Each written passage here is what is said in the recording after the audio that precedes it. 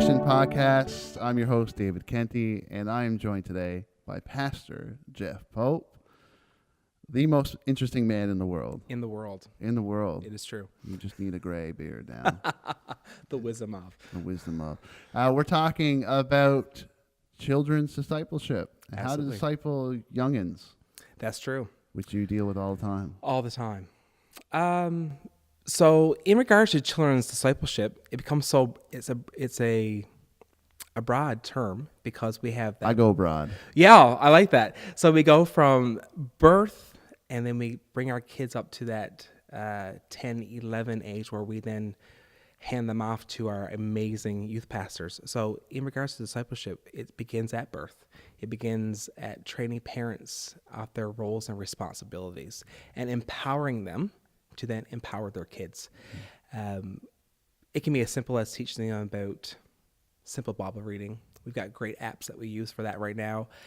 But then it takes into the next level that kids don't get a mini Jesus. They get the real deal as well. And sometimes in our children's ministries, probably outside looking in, the games and all those things that we use for development and learning mask what's really happening behind the scenes because we're taking kids on this amazing journey from birth into the world and then also into their faith. So yeah, that's what children's discipleship looks like. In a nutshell. In a nutshell. Yeah, let's break that down. I really like what you said, and sometimes, like when we come to things like VBS, even absolutely, there can be lots of debate on, the decorations and different things like that. And I know personally from working with Ashley and she children's pastor where we are, that it's often hard to understand why we need to decorate the church like crazy.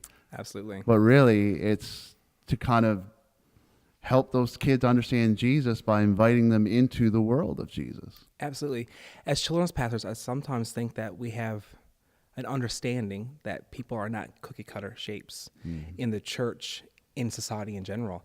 So we get these kids who are visual learners. We get people who are just totally on that intellect level.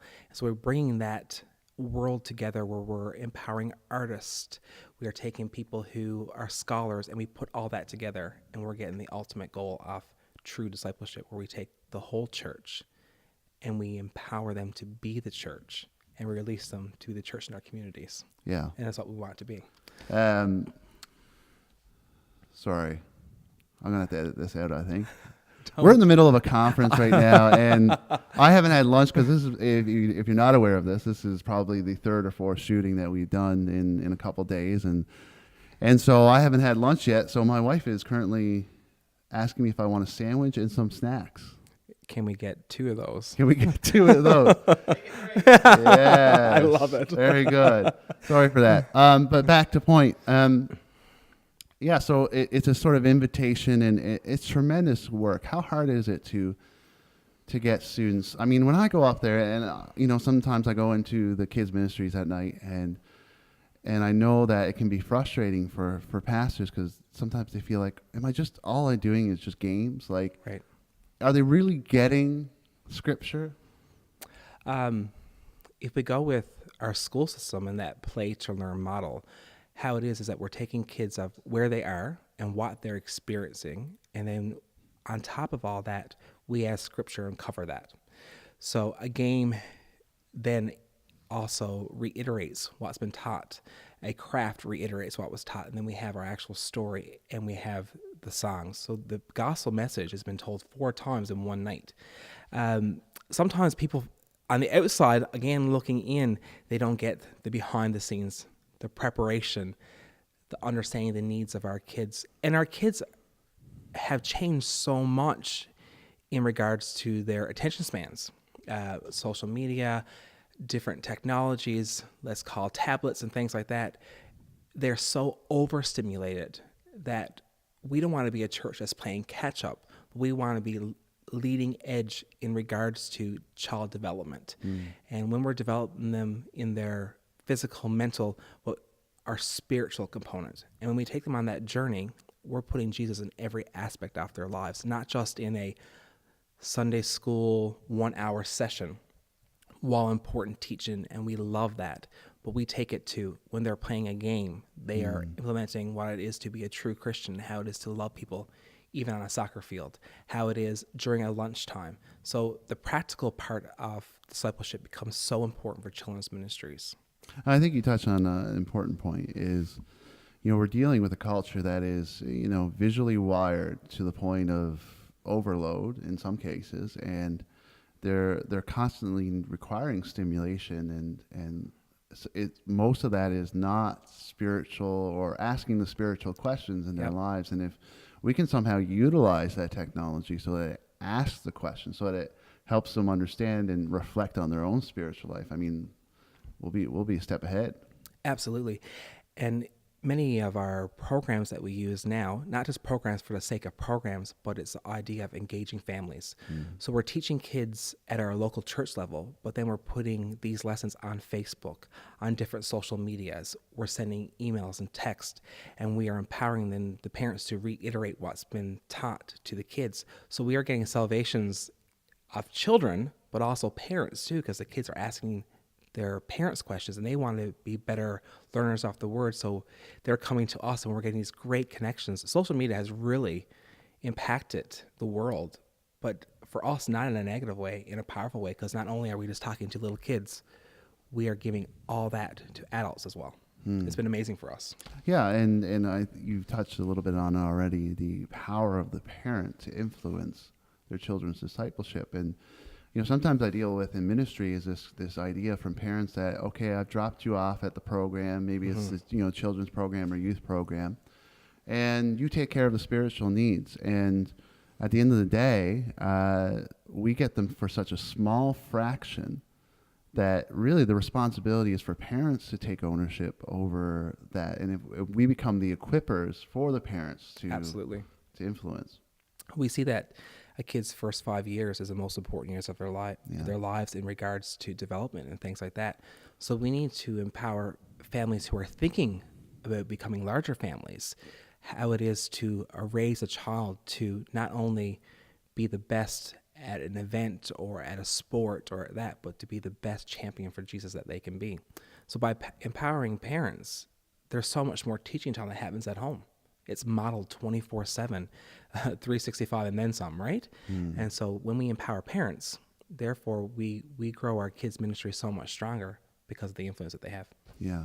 Are there any resources for parents that they can use to, other than the Bible? Because that's that's we a given. Assuming this is an obvious. This is an obvious. If not, that's that. Yeah. But I'll just mention it just in case, but outside scriptures, which I think, we should be about all the time trying to implement that in the home. But are there resources for parents to help understand how to disciple their own kids? Good question. Like we did mention the Bible, but there's some apps, even the Bible app, that breaks things down for parents to better understand what they're reading and how to take that play to learn model and to engage their kids. Orange has while it's been on the market for a while, it just continues to evolve to be this amazing resource that's always staying fluid, right? And we get that synergy along the lines of our kids to junior highs, to youth, to young adults, and then to other parts of the church. But their concept is this: kids get Jesus. They get the real deal. I like their model because they make it a family thing. Everything that happens is not individualistic. It's not that silo that we've heard so much about, but it's about all of it together. Because junior high programs don't happen without great children's ministries programs. And we can go along the line, but none of that happens without amazing parents that are investing and praying for their kids. A lot of times we get on-church kids, and they're not getting that from home, and we realize that. But even though they're not receiving it from home, we do send those things home. Jeff, it's interesting because when you send the resources home, and I can only speak from our experience, it is the unbelieving parents who are actually taking these resources, and I couldn't believe it when I found this out in our own context that. And in some cases, the parents who have been believers for a long time are kind of wrestling with this, but the unbelievers have just been taking this and reading it to their kids and taking it for granted. So it's good. I think that in Newfoundland and Labrador, we've been blessed with such amazing children's leaders, pastors, however you want to give that title, through our training programs and stuff. So I think sometimes the greatness of what we offer gets taken for granted. And sometimes parents can forget their ultimate responsibility. We never want parents to be us, and we can never be parents. So that's the reason that parents empower us to love their kids, and we empower them to teach their kids. And it just works so well together.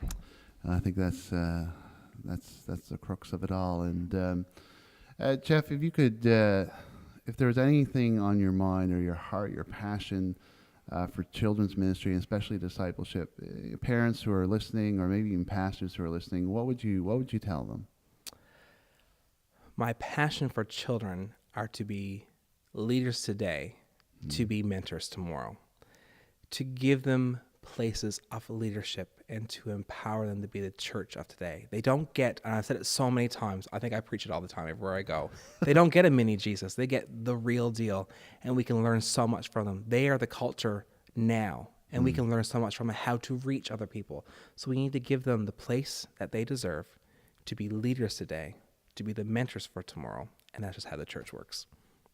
Well, thanks, Jeff, so much for your insights, and I think we've hit just about everything that is very important for children's ministry. He is also, you're a Provincial children's, what's your title? I'm drawing a blank right now. Something about Provincial children and PAONL. I'm there. PAONL Provincial Children's Director, if I'm not mistaken. And he's part of the Next Gen team, and we're so thankful to have you part of that. You bring such a life and exuberance to that position that I don't think I could give, but you know, hey, it's all good. You never a little know. bit of time to rub off. Yeah, right on. Thanks so much, Jeff. All right. Great.